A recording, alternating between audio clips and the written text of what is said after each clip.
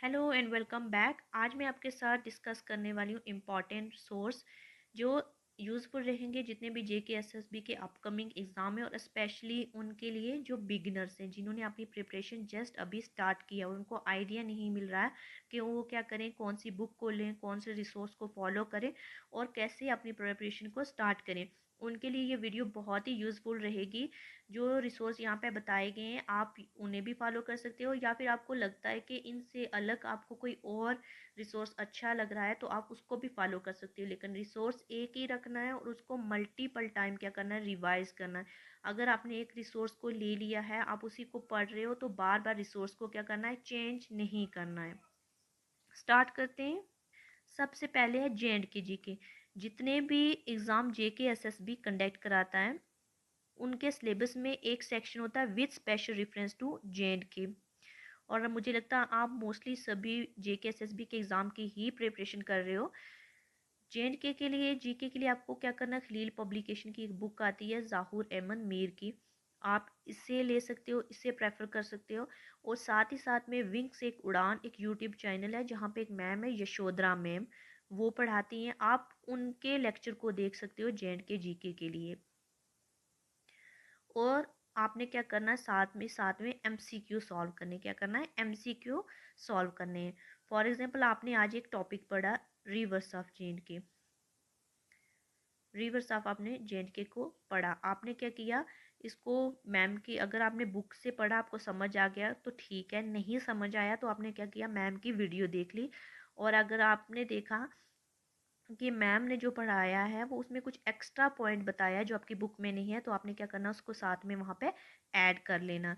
उसके बाद आपने क्या करना, उसके क्वेश्चन लगाने हैं, उसके एमसीक्यू लगाने। आप चाहे तो किसी यूट्यूब चैनल से देख कर लगा सकते हो, बहुत से चैनल है जहाँ पे एमसीक्यू डिस्कस किए हुए हैं, या फिर आप क्या कर सकते हो, गूगल पे सर्च कर सकते हो।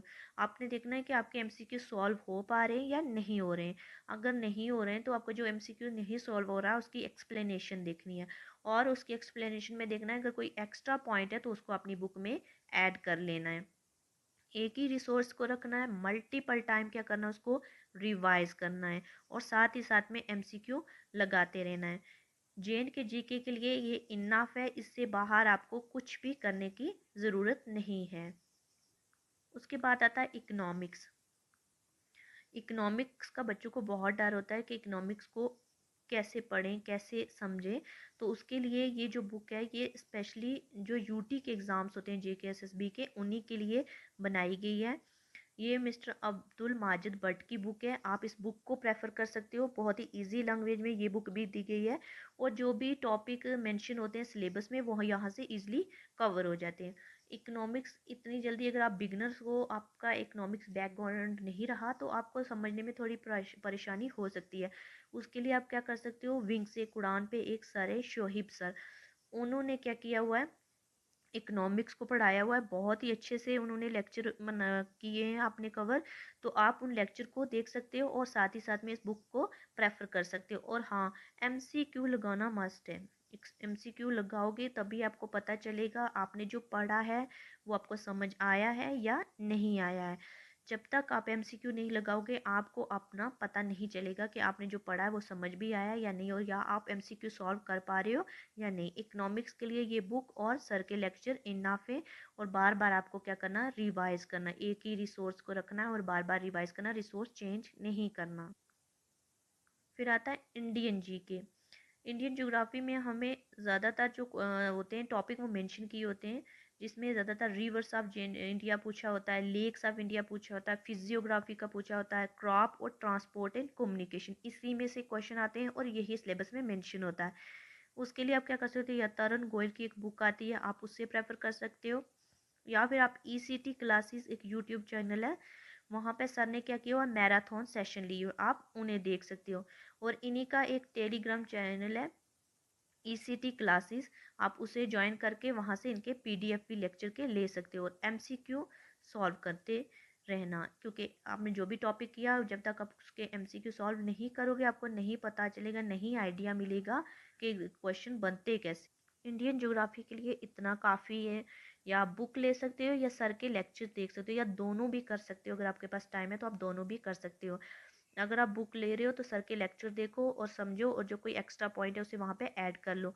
और अगर आप ये सर के लेक्चर दे के अपनी तैयारी कर रहे हो तो आप क्या करो, इनके टेलीग्राम चैनल पे जाओ और वहाँ से पीडीएफ ले लो। और पॉलिटी, पॉलिटी के लिए आप क्या कर सकते हो, स्टडी आईक्यू एक चैनल है जहाँ पे विपन गोयल सर पढ़ाते हैं, आप उनके लेक्चर को देख सकते हो।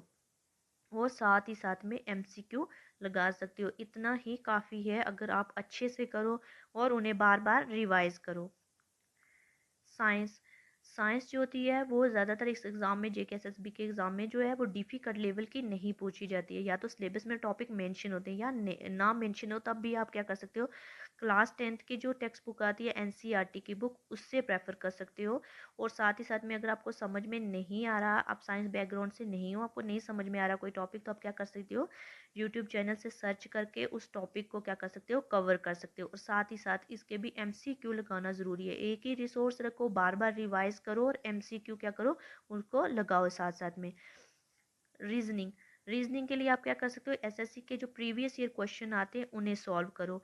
अगर आपको नहीं सॉल्व करने में परेशानी हो रही है तो आपको क्या कर सकते हो, किसी भी यूट्यूब चैनल पर सर्च करके एसएससी के प्रीवियस ईयर क्वेश्चन उन्हें लगाओ। डेली 1 घंटा आप अपनी जो भी अपना प्लान बना के रखा है स्टडी, उसमें 1 घंटा रीजनिंग को दे दो और जितने भी प्रीवियस ईयर क्वेश्चन एसएससी के आते हैं उन्हें देखो, पहले खुद सॉल्व करो। अगर नहीं समझ में आ रहा तो एक्सप्लेनेशन देखो कि वहाँ पे कैसे सॉल्व करवाते हैं। इतना काफ़ी है अगर आप अच्छे से कर लो। इंग्लिश, इंग्लिश के लिए आप क्या कर सकते हो, जेके एग्ज़ाम क्रैकर एक यूट्यूब चैनल है जहाँ पे एक मैम है तानिया मैम, वो पढ़ाती हैं। आप इंग्लिश क्या कर सकते हो, वहाँ से कवर कर सकते हो। उन्होंने इंग्लिश के सारे टॉपिक करवाए हुए हैं, साथ में एमसीक्यू भी करवाए हुए हैं, और साथ में उन्होंने रूल्स भी होते हैं जहाँ से ज़्यादा क्वेश्चन बनते हैं वो भी करवाए हुए हैं। डायरेक्ट रूल पे नहीं आना, पहले अपना बेसिक क्लियर करो, उसके बाद ही क्या करना, रूल पे आना और एमसीक्यू एमसीक्यू लगाना। इंग्लिश के लिए जितना से जितना आप ज़्यादा हो सकता है प्रैक्टिस करो, प्रैक्टिस से ही आप क्या कर सकते हो, इंग्लिश को जो भी इंग्लिश के क्वेश्चन होते हैं उन्हें सॉल्व कर सकते हो। इंग्लिश के लिए बस इतना ही काफ़ी है, आपको बुक लेने की भी ज़रूरत नहीं है। अगर आप तानिया मैम के लेक्चर को अच्छे से देखो, उनके खुद से नोट बना लो और साथ ही साथ में प्रैक्टिस करो, तो उससे बाहर मुझे नहीं लगता आपको जाने की ज़रूरत है। कंप्यूटर के लिए भी आप जेके एग्ज़ाम क्रैकर पे जो तानिया मैम है उन्हीं को फॉलो कर सकते हो और वहीं से उनके लेक्चर देख के क्या कर सकते हो, पढ़ सकते हो। और हाँ, इसके लिए आप एक बुक ले सकते हो, अरिहंत की एक बुक आती है कंप्यूटर की, अरिहंत की एक बुक आती है कंप्यूटर की, आप उससे भी ले सकते हो। ये बुक भी बहुत अच्छी बुक है, इसमें भी कंप्यूटर के जितने भी टॉपिक हैं वो सारे के सारे कवर हैं और इजी लैंग्वेज में कवर किए हुए हैं। और इनसे भी कभी कोई भी क्वेश्चन जो होता है वो बाहर नहीं जाता। हाँ, 1% चांस होता है कोई 1 या 2 क्वेश्चन हो वो जो करंट अफेयर पे बेस पूछ लिए जाए कंप्यूटर में, तो वो हो सकता है। लेकिन मैक्सिमम चांस जो होते हैं वो यही होते हैं कि इस बुक से और मैम के लेक्चर से क्वेश्चन जो है वो निकल जाते हैं।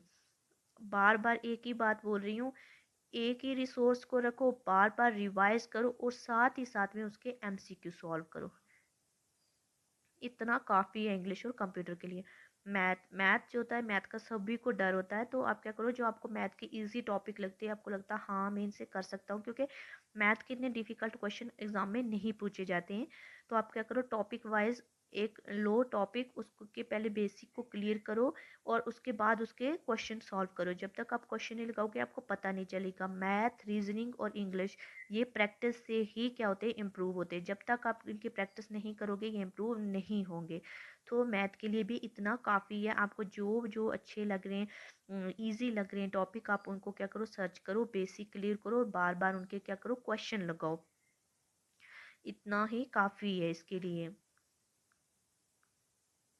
लास्ट पे एक ही बार, प्रीवियस ईयर क्वेश्चन लगाना बहुत ज़रूरी है। आपको प्रीवियस ईयर क्वेश्चन से ही पता चलेगा कि एग्ज़ाम की नीड कैसी है, एग्ज़ाम की डिमांड क्या है और आपको कैसे पढ़ना है। ऐसे ही पढ़ने मत बैठ जाओ, क्योंकि ऐसे पढ़ोगे तो जीके बहुत वास्ट है, 2 साल लगा दोगे तो भी जीके कवर नहीं होगा, बहुत वास्ट होती है। इसलिए टॉपिक जो सिलेबस में टॉपिक मेंशन है उन्हीं को करो, प्रीवियस ईयर क्वेश्चन को सॉल्व करो, एक ही रिसोर्स लगो और बार बार उसे क्या करो, रिवाइज करो, रिसोर्स चेंज नहीं करना। और साथ ही साथ में आपने क्या करना है, जो भी अगर आपके पास बुक है तो आप बुक से पढ़ो, अगर आप कोई किसी चैनल से पढ़ रहे हो तो आप क्या करो, अपने नोट को प्रिपेयर करो। नोट्स प्रिपेयर करने से आपको ये फ़ायदा होगा, जब लास्ट पे आप रिवाइज करोगे एग्ज़ाम से 1 या 2 दिन पहले, तो वो नोट्स आपके लिए बहुत ही ज़्यादा बेनिफिशियल रहेंगे। तो बस इतना ही है। आप इन्हीं, अगर आपको अच्छे लग रही हैं ये बुक्स तो आप इन्हीं को प्रेफर कर सकते हो। अगर आपको कोई और बुक अच्छी लग रही है, कोई और बुक या लैंग्वेज आपको अच्छी समझ में आ रही है, तो आप उसे भी प्रेफर कर सकते हो। आपने बस क्या करना है कि जो भी आपने रिसोर्स लिया है उससे ही रिसोर्स को फॉलो करना है, बार बार रिसोर्स चेंज नहीं करना। बस आज के लिए इतना ही।